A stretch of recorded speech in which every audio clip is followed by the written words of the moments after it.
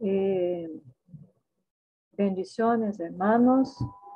Estamos en la clase número 4 de Teología del Nuevo Testamento. Y vamos a seguir tratando hoy día el tema del reino de Dios. Se acuerden que cuando hablamos de la teología del Nuevo Testamento, los temas principales que están presentes en todo el Nuevo Testamento, que están evidentes en todos los libros y que es el hilo que conduce todo el Nuevo Testamento, es el tema del reino de Dios, el tema del problema que el reino de Dios vino a resolver, que es el problema del pecado y la salvación del hombre, la agencia de este reino aquí en este mundo, que es la iglesia, y por fin la señal de este reino, que es la justicia. Entonces, hoy día vamos a seguir tratando del tema del reino de Dios. Seguimos con las enseñanzas de Jesús. Lo que Jesús enseñó sobre su muerte. Que Jesús esperaba una muerte violenta se ve desde Marcos capítulo 2, del versículo 18 hasta el 20. Tuvo un concepto de lo extenso de su muerte, 3 días, esto podemos leer en Mateo 16, 21. Entendía también la implicación de su muerte en Mateo 17, 22 y Mateo capítulo 20, versículo 17 hasta el 19. Pero no hay fatalismo. Él ve la muerte como el precursor necesario a la resurrección. O sea, si no hubiera muerte, si no hay muerte, no es imposible que haya resurrección. Entonces, si esta bendición iba a alcanzar a la gente, entonces, por supuesto, Jesús tendría que morir y él mismo resucitar, porque la Biblia nos dice que él es las primicias de los que resucitan. Otras enseñanzas sobre la expiación, lo que Jesús enseñó sobre este tema, porque su muerte no fue simplemente una muerte común como cualquier otra, no. Fue una muerte que tenía un significado, una importancia muy distinta de la muerte de cualquier otra persona. Jesús reconoce su propia muerte como un rescate, y esto podemos leer en Marcos 10:45. La palabra griega lutrion, y aquí en esta clase vamos a escuchar y ver muchas palabras distintas que no son familiares a nosotros. Todas son palabras griegas utilizadas exactamente para explicar el sentido, el significado de este hecho del reino de Dios, que fue la muerte y la resurrección de Jesucristo, lo que promovió la expiación de los pecados del hombre. Entonces, la palabra lutrión significa el precio pagado para librar un esclavo. La idea de redención se incluye aquí. La frase para la remisión de pecados que leemos en Mateo capítulo 26 y Marcos capítulo 14 conecta la muerte de Jesús con la idea del sacrificio del Antiguo Testamento. El grito de la cruz en Mateo 27 agrega a esta idea. Jesús entendió que Dios lo abandonó por el pecado que tomó sobre sí. En este sentido, Jesús llega a ser el cabro de expiación. El uso del verbo paradidanai, que es una expresión que encontramos en Marcos capítulo 9, 31, 14, 41 y Lucas 24, 7, puede indicar una relación con Isaías 53, 12. Lo mismo que Lucas 22, del 35 hasta el 38. Puede indicar que Jesús se vio como el siervo sufriente de Isaías 53. El hecho que Jesús fue sacrificado en la Pascua en vez del día de expiación enfatiza el concepto del pacto en su expiación. Tal como la primera oveja pascual inició el pacto antiguo, la nueva oveja pascual, o sea, Jesús, inicia un pacto nuevo, la nueva alianza. En Romanos 3, 25 y 26, enfatiza tres funciones de la obra salvífica de Jesús.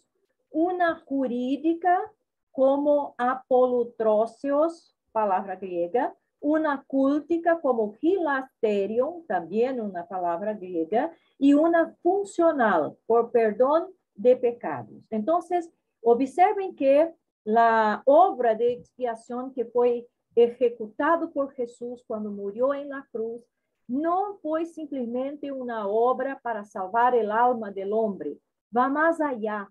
Tiene un efecto jurídico, tiene un efecto cultico y tiene también un efecto funcional en la vida de la persona que es beneficiada, alcanzada por esta expiación. El vocabulario que Pablo utiliza en cuanto a la muerte de Jesús es diversa. El sustantivo thanatos, que leemos en Romanos 5:10 y 6:3, quiere decir muerte, literalmente la palabra muerte. Y vamos a encontrar aquí en Pablo que él utiliza muchas y distintas palabras para expresar esta misma idea, este mismo hecho que fue la muerte y la expiación ejecutada por Jesús. Entonces, aquí el sustantivo thanatos quiere decir muerte. Dos veces habla de la muerte de Jesús, que la muerte de Jesús nos reconcilia con Dios, en Romanos 1:10 y Colosenses 1:22.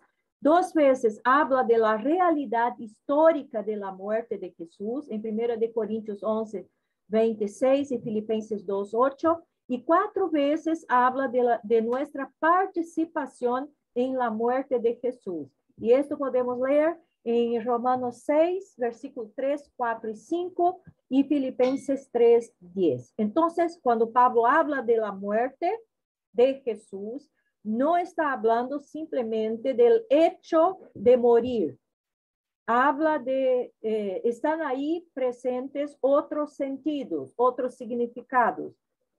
La muerte como un medio de reconciliación con Dios, la muerte como una realidad histórica, como un hecho histórico que sucedió, y también de nuestra participación, o sea, de una forma subjetiva, participando de la muerte de Jesús, o sea, morimos juntamente con Jesús en su muerte. El sustantivo raima, que es un término que aparece en Romanos 3:25, 5:9, Efesios 1:7 y 2:13 y otros textos, quiere decir sangre.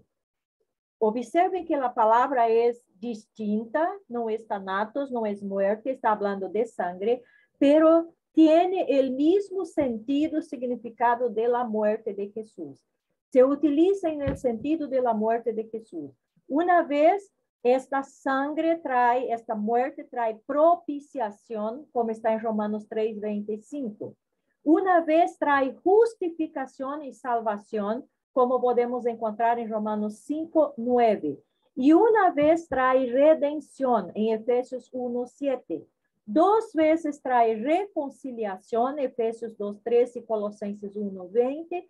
Y 3 veces refiere a la Santa Cena o Nuevo Pacto. Y aquí también, otra vez, observamos que Pablo utiliza una palabra distinta que tiene el mismo sentido de la muerte, que está hablando de la expiación y que, por supuesto, está expresando los beneficios, los significados, los hechos que esta muerte expiatoria de Jesús produjo y trajo al hombre que cree en él. Otro término es el sustantivo stauros. Ese sustantivo podemos ver en Filipenses 2:8, 3:18, Gálatas 5:11, 6:12, 14 y 1 de Corintios 1:18, Efesios 2:16, Colosenses 1:20 y 2:14. Quiere decir cruz. Entonces, observamos que Pablo utiliza la palabra muerte, utiliza la palabra sangre y ahora utiliza la palabra cruz. para hablar del mismo tema que es la expiación. La cruz es el medio de la reconciliación y así está en Efesios 2:16. Es un término para la totalidad del mensaje del Evangelio, como vemos en 1 Corintios 1:18, o el Evangelio mismo, Colosenses 3:18. Por eso, no existe Evangelio alejado de la cruz. Si la cruz no está presente en el Evangelio que predicamos, entonces no estamos predicando el Evangelio. Una vez esta expresión que quiere decir cruz es el centro del evangelismo en 1 Corintios 1:17. Una vez habla de la realidad histórica en Filipenses 2:8. Una vez trae redención o perdón en Colosenses 2:14. Una vez habla de nuestra participación en la cruz, Gálatas capítulo 6, versículo 14. Dos veces trae reconciliación, Efesios 2:16 y Colosenses 1:20. Y 4 veces es equivalente al evangelio. Y ahí están las referencias. 1 Corintios 1:18, Gálatas 5:11, Gálatas 2:12 y Filipenses 3:18. Y aquí otra vez ustedes pueden observar que los mismos sentidos que tuvo la palabra muerte, la palabra sangre, también están aquí en la palabra cruz. O sea, es un hecho de reconciliación, de redención, de perdón, de expiación hecho por Jesús. Es un hecho histórico, o sea, que no es algo que no sucedió, es algo que sucedió, algo concreto, que de hecho pasó. Y también involucra nuestra participación, o sea, es algo objetivo y es algo también subjetivo. El verbo instauro ocurre 10 veces en Pablo.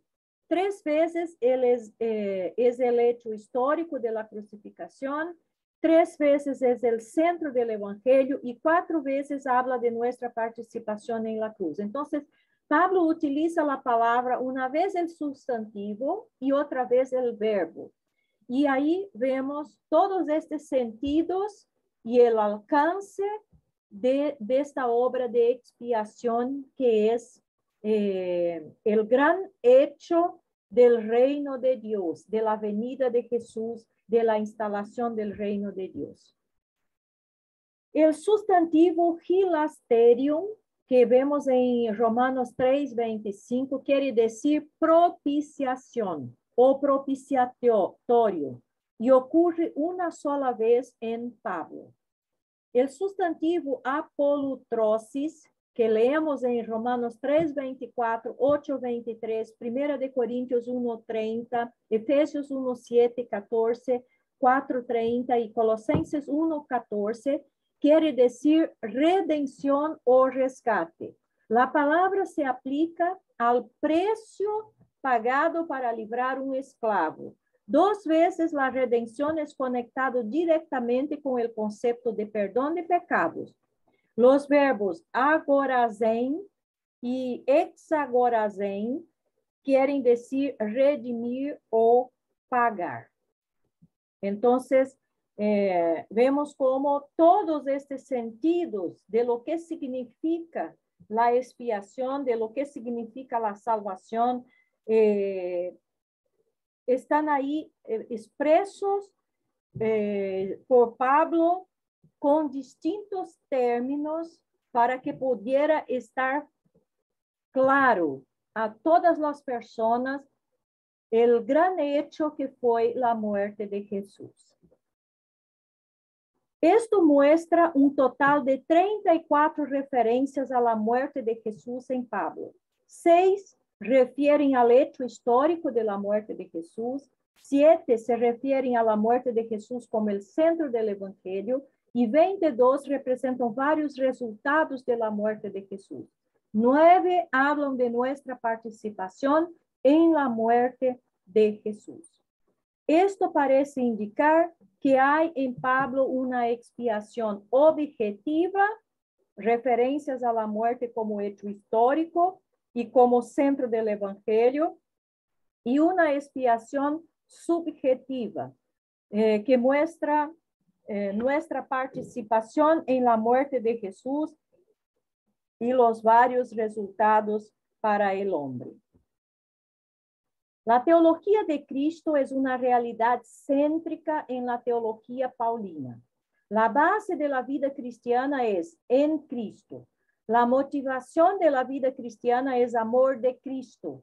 Los criterios de la vida cristiana es la ley de Cristo. El contexto de la vida cristiana es el cuerpo de Cristo. En resumen, puede decirse que la cristología paulina, 1, no desdeña la humanidad de Jesús. 2, incluye un fuerte énfasis en la completa deidad. Y 3, subraya la majestad inherente de nuestro Señor Jesucristo.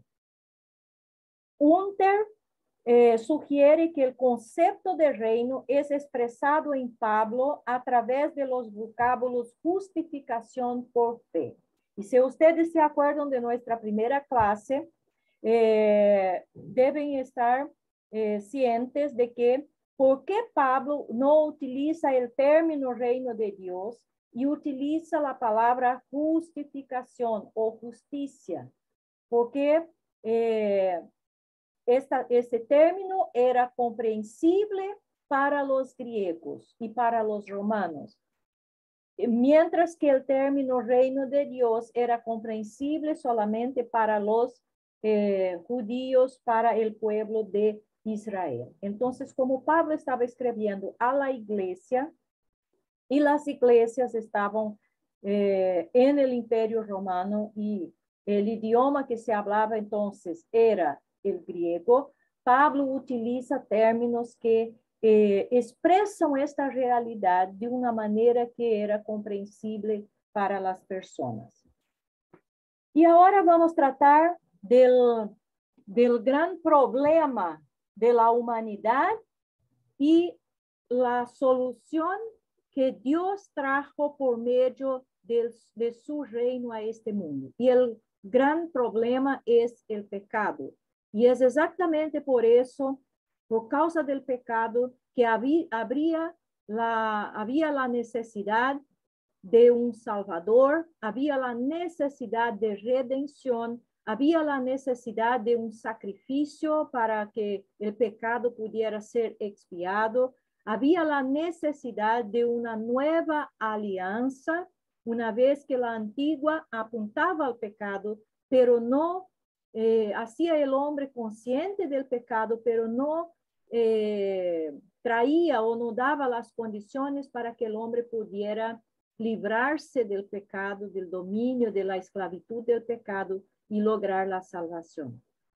Y para esto, Jesús vino, estableció el reino de Dios aquí en esta tierra, y por medio del reino de Dios hizo el objetivo, el propósito del reino de Dios era exactamente resolver este problema del pecado y proporcionar al hombre la salvación. Y los salvos, por supuesto, hacen parte entonces de este reino que está ahora libre del pecado, que tiene libre acceso a la presencia de Dios y que puede tener también libre comunión con Dios. Son hechos hijos de Dios, son participantes de la naturaleza divina y tienen ahora una nueva ética. Entonces, el concepto de Pablo respecto al pecado es hebraico, hebreo, no helenístico. La idea griega era que el pecado consistía en un bien no desarrollado y una etapa necesaria en el progreso ascendente del hombre hacia Dios. Un error era en análisis final algo intelectual y no algo moral. Y ¿se acuerdan por qué los evangelistas, cada uno de ellos presentó un aspecto, podemos decir, de la naturaleza de Jesús? Y Lucas que escribió exactamente para los griegos, presenta a Jesús como el Hijo del Hombre. ¿Por qué? Porque el ideal, la meta de los griegos era lograr ser un hombre perfecto. Y en la concepción de los griegos, en la mentalidad de los griegos, este concepto de pecado como error, como algo que ofendía a Dios, simplemente no existía. El pecado era un error que el hombre había cometido en su transcurso, en su caminar, pero era necesario incluso para que él pudiera llegar a ser el hombre perfecto y Dios, entre comillas. Entonces, Pablo, cuando habla del pecado, él utiliza el concepto hebreo de lo que es el pecado, porque de verdad este concepto griego simplemente no tiene sentido. ¿Por qué se necesita de un salvador si este pecado, aquí este error para los griegos, no traía ninguna consecuencia? No había necesidad de un salvador. Entonces, para que la gente pudiera entender por qué Jesús vino, por qué Jesús murió y por qué necesitaban de un salvador, tenían que entender lo que de hecho es el pecado a los ojos de Dios. Y aquí tenemos muy claro también lo que pasa hoy día con la gente. ¿Por qué muchas personas no se interesan por la salvación, no se interesan por Jesús, no se interesan por arreglar su vida con Dios? Porque simplemente no entienden, no conocen, no saben lo cuán grave es el pecado, las consecuencias de este pecado, lo que significa este pecado. Y entonces no necesitan de un salvador. ¿Para qué un salvador si no ven la necesidad? Por esto es importantísimo que el concepto correcto y exacto de lo que es el pecado, de las implicaciones que este pecado tiene en la vida de los hombres, es muy necesario que sea dicho y sea hablado de una manera muy clara, para que las personas entonces puedan entender lo que Jesús hizo y entender la necesidad que tienen de este sacrificio de Jesús. Y Pablo, por supuesto, va a utilizar términos griegos para hablar, hacer con que la gente pueda entender esto, pero el concepto que tiene es el concepto hebreo.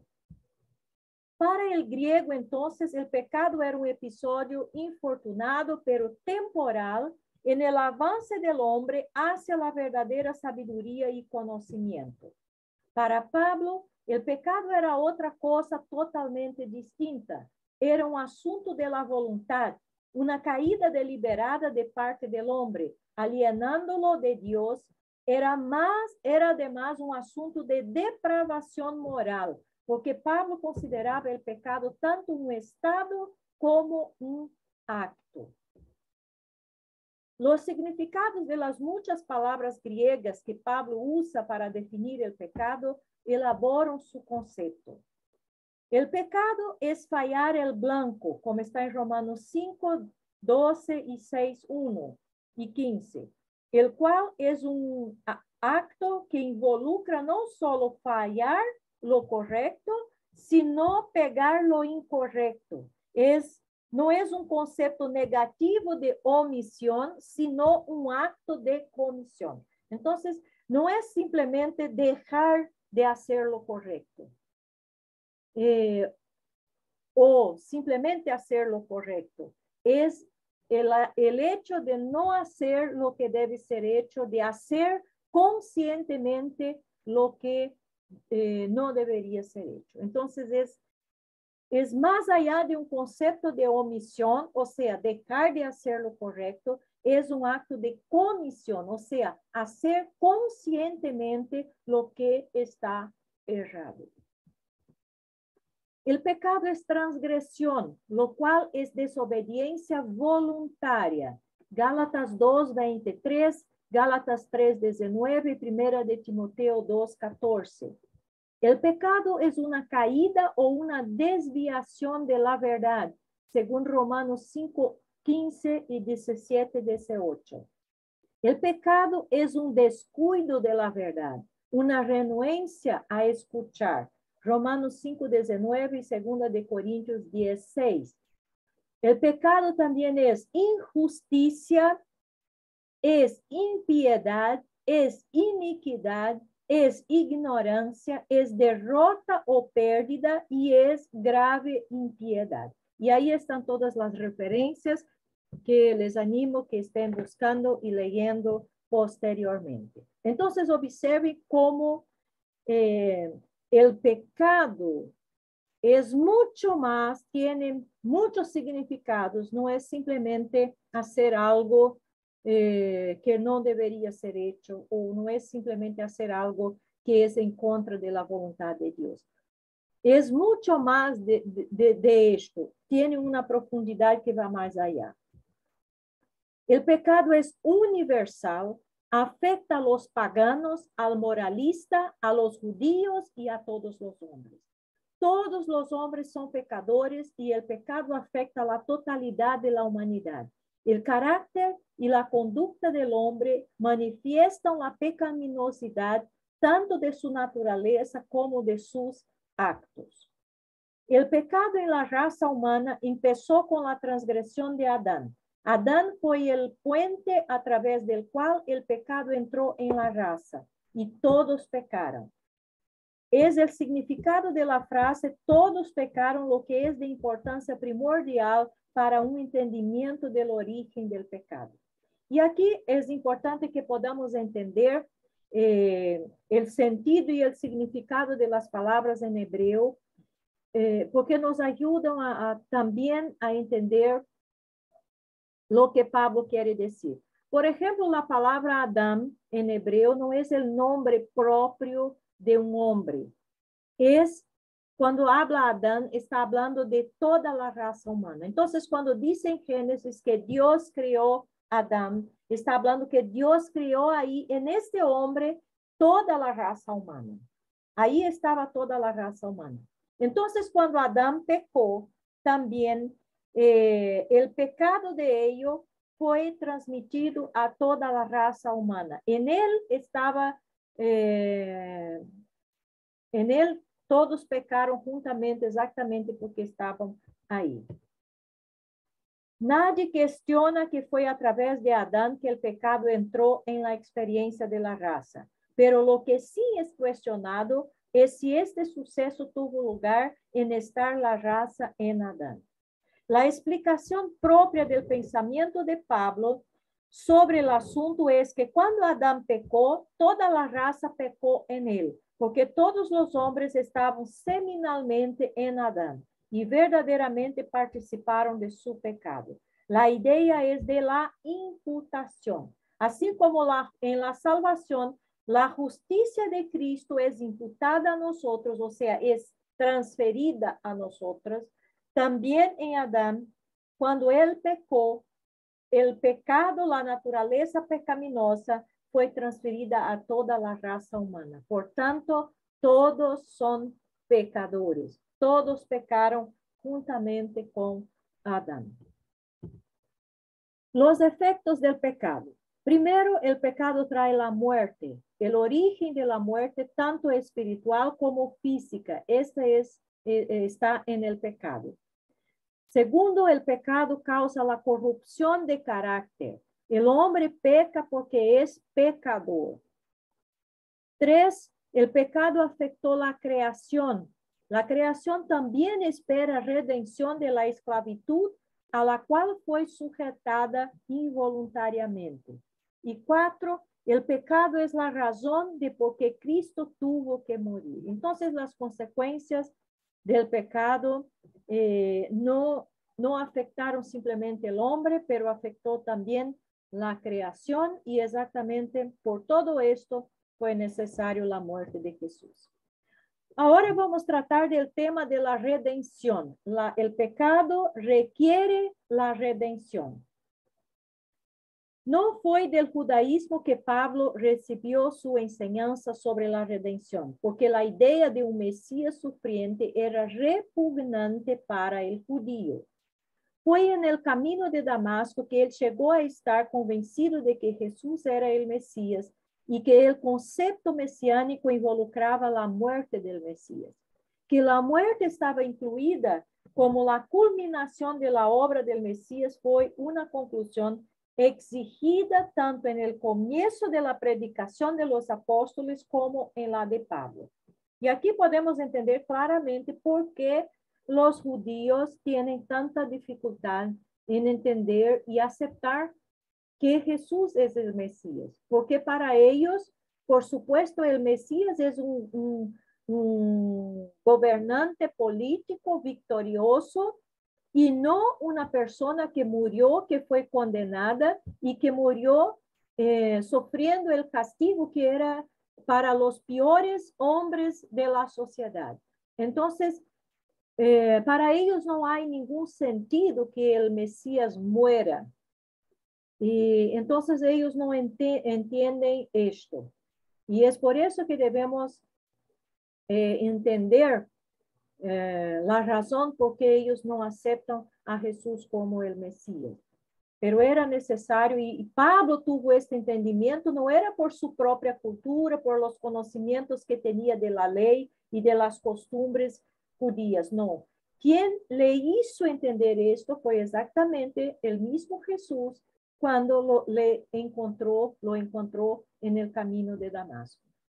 La redención era una adquisición, según el texto de 1 de Corintios 6, 27, 23. Incluía una liberación irrevocable en Gálatas 3, 3 y 4, 4 y 5, y garantizaba la liberación mediante el pago del rescate. La idea de un rescate no hace del concepto de la redención algo comercial, porque la redención también es vicaria. La sustitución es en lugar de. O sea, el concepto que Pablo está aquí trayendo es que no solo Jesús pagó el precio para la liberación del pecador, de la esclavitud del pecado, pero más aún, se puso en lugar del hombre, sustituyó el hombre, o sea, libera el hombre de la condición de esclavo una vez que él se quedó en lugar del hombre para sufrir por el pecado. La redención tiene su fuente más profunda en Dios. Involucra el pago del precio de un rescate y esto fue hecho por el Dios hombre. Sin embargo, no es la vida de Cristo lo que redime, sino su muerte. Así la redención fue cumplida por el acto justo del Hijo de Dios, dando su vida como un rescate. La redención es para todos, libera de la iniquidad y de la ley, con el resultado de que los redimidos son adoptados como hijos adultos. Eventualmente incluirá la resurrección del cuerpo. Y aquí también está algo bastante interesante, que la expiación que Jesús hizo y la salvación que él trae al hombre no es algo simplemente espiritual de salvar el alma, pero es completo. Salva el alma, el espíritu y el cuerpo. Así como Jesús resucitó, el hombre que cree en él también va a ser resucitado, va a tener un nuevo cuerpo y va a estar en la presencia de Dios un ser completo. En relación con los pecados, la redención incluye perdón y así viene a ser la base de la justificación. En relación con la ley, la redención provee la libertad y alivio, porque el Redentor nació bajo la ley y los que creen pueden ser redimidos de su maldición y ser recibidos como hijos. En relación con la ética, la redención por su propia naturaleza significa que el redimido debe algo a quien lo redimió. Aunque el énfasis de Dios para el creyente siempre es uno de apelación a ser su esclavo, es, sin embargo, un requisito razonable por la propia naturaleza de la redención. La justificación. La justificación es un término legal que significa anunciar un veredicto favorable para absolver, vindicar y declarar justo. Pablo mismo la distingue del perdón, aunque el perdón está necesariamente incluido en ella. De modo que es el acto forense de pronunciamiento de un juicio en vez de un proceso moral de hacer a alguien justo o a través de la infusión de justicia. O sea, la justificación no es un proceso que el hombre logra por medio de sus hechos. Es una declaración de Dios de que este hombre está perdonado, está justificado de su culpa y ahora puede vivir una vida libre. Los medios de la justificación. La fe, la justicia, la gracia y la redención en Cristo. Todos estos están relacionados con la justificación. Es un acto de gracia de parte de Dios. Se hace posible sobre la base del sacrificio de Cristo. El requisito humano es la fe, que trae justicia imputada al creyente. Y el hecho de que el creyente es justo en Cristo es la base del anuncio de la justificación o la declaración de justicia.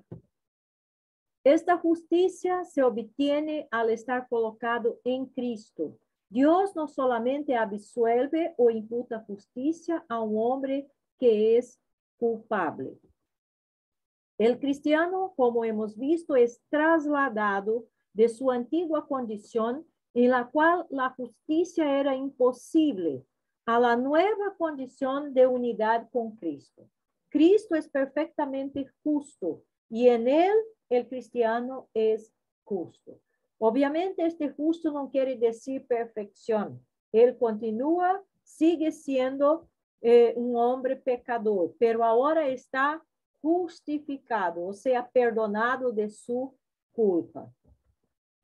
El hombre, sin embargo, no es trasladado al reino de Cristo ni en contra de su propia voluntad, ni indiscriminada o automáticamente.